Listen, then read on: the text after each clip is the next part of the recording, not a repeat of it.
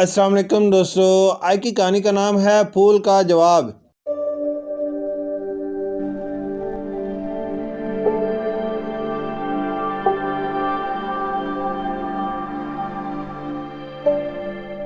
ایک دن ایک شہزادہ اپنے باغ کی سیر کو آیا۔ اس باغ میں ایک ندی بھی بہتی تھی جس کی لہروں کی آواز سے یوں لگتا تھا جیسے وہ گانا گا رہی ہو۔ باغ میں بڑے بڑے درخت تھے جن کے سائے کی وجہ سے ہمیشہ وہاں ٹھنڈک رہتی تھی۔ بہت ہی نرم و ملائم گھاس تھی، ایسا لگتا تھا جیسے پورے باغ میں سبز قالین بچھا ہو۔ اس گھاس میں انتہائی خوبصورت پھول بھی اگے ہوئے تھے۔ شہزادہ ندی کے قریب دم بخود کھڑا ہو گیا اور پھر اونچی آواز میں کہنے لگا، اے پیارے درختوں، پھولوں اور بہتے ہوئے پانی، تم سب میرے لیے کچھ نہ کچھ کرتے رہتے ہو، لیکن آج میری درخواست مانو اور مجھے بتاؤ کہ تم میرے لیے کیا کرتے ہو۔ اے بوڑھے برگد، پہلے تم بتاؤ میرے لیے کیا کرتے ہو۔ شہزادے کی درخواست سن کر بوڑھے برگد سے ایک خوشی سے بھرپور آواز آئی، شہزادے عالم، میں سارا دن دھوپ اور گرمی میں یہاں کھڑا رہتا ہوں اور اپنی شاخیں بچھائے رکھتا ہوں۔ دوپہر کے بعد گھوڑے اور بھیڑ بکریاں آتی ہیں اور میرے سائے میں آرام کرتے ہیں۔ یہ میرا کام ہے جو میں سارا دن آپ کے لیے کرتا ہوں۔ شہزادے نے بوڑھے برگد کا جواب سنا اور اسے شاباش دی۔ شہزادہ پھر ندی کی طرف مڑا جو اس کے پیچھے بہہ رہی تھی اور اس سے پوچھنے لگا، اے پیاری ندی، تم میرے لیے سارا دن کیا کرتی ہو؟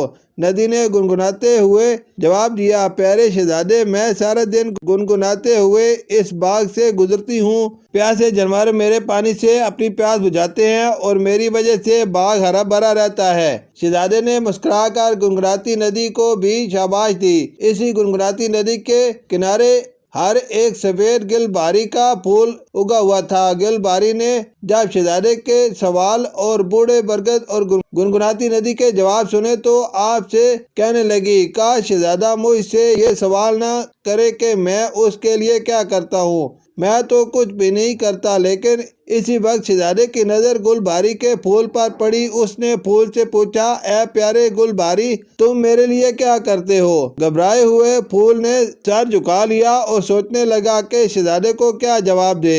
وہ بہت چھوٹا سا پھول تھا۔ پھر شرماتے ہوئے اس نے اپنا چہرہ اٹھایا اور اپنی پیاری آواز میں کہنے لگا، شہزادے عالم، میں کوشش کرتا ہوں کہ آپ مجھے دیکھ کر خوش ہوتے رہیں۔ میں بہت ننھا سا پھول ہوں، اس لیے کوشش کرتا ہوں کہ میں سب سے بہترین پھول بنوں۔ شہزادہ مسکرایا اور کہنے لگا، بہت اچھے ننھے گل باری، میں یہاں سے جاؤں گا تو تمام ننھے بچوں کو تمہارا جواب بتاؤں گا، اور آج سے میں تمام دنیا کو بھی درخواست کروں گا کہ تمہیں ننھے بچوں کا پھول کہا جائے۔ ننھے گل باری کا رنگ شرمانے سے گلابی ہو گیا۔ اس نے اپنا چہرہ پنکھڑیوں میں چھپا لیا۔